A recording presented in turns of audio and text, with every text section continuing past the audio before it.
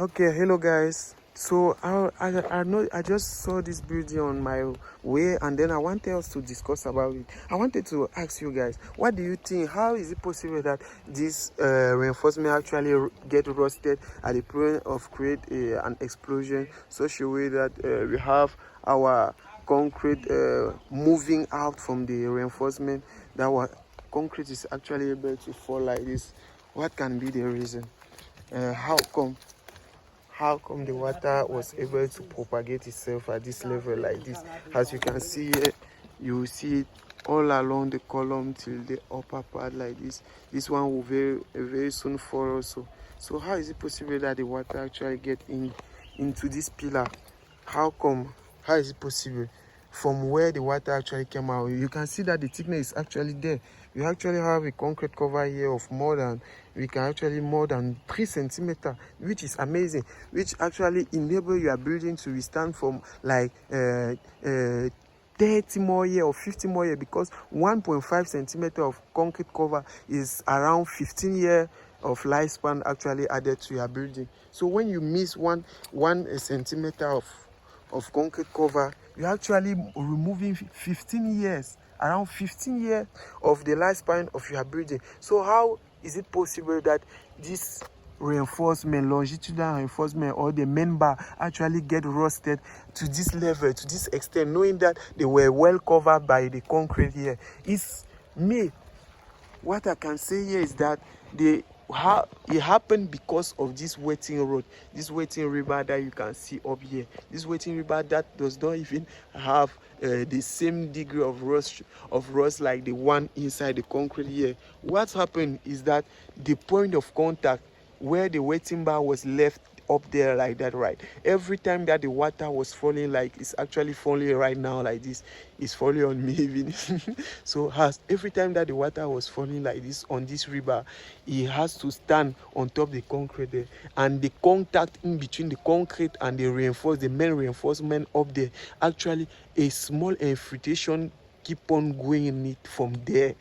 A small, just a little one, accumulation of those small infiltration actually make in such a way that with the time the water get into especially from that point, get into to the column or to the pillar, and due to the concrete, the concrete covering the main bar, actually the moisture or the humidity in this case was actually kept and such a way that the degree of humidity was too much and start increasing the rusting process of our reinforcement. So at the end of the day, it will finally be showing like this, because the truth is that when the rusting process start, it will not start and end where it started. It will propagate all along where the humidity is actually kept. Okay, so as it started maybe right, you will see that it started maybe somewhere at this level right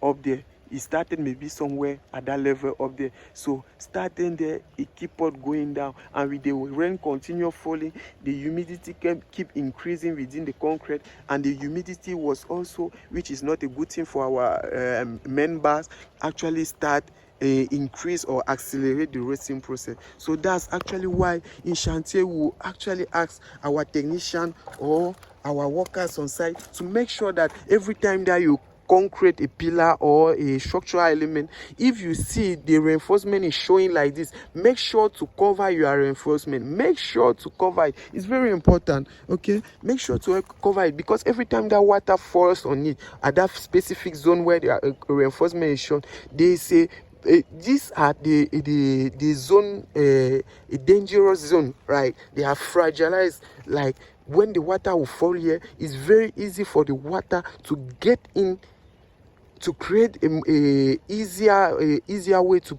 get into the concrete. And when the water get into the concrete, it will stay there, because the sun cannot actually shine enough to actually make all that water evaporate. And knowing that the rain will keep on falling and falling, it will accelerate the rusting process. And then at the end of the day, you will see your concrete falling like this. You will see your concrete start falling like the case of that pillar of this pillar up here. So always make sure, don't joke with it. Don't joke. It's true that this one actually took many years, but don't joke with it. The concrete cover is very important. And for the waiting road, when you are leaving the waiting road, always make sure that you are not going to leave it for so long. Make sure that you leave it for maximum maybe 1-2 years, and you come and continue your structure. Or there are ways you can actually decide to concrete completely your waiting road such a way that they will cover, because these are joint point. Okay, you can decide to concrete all this one. If you see that your chantier will wait for long, you can concrete this half waiting road, for example, with a concrete of low dosage, like maybe a 50 kilogram per meter cube.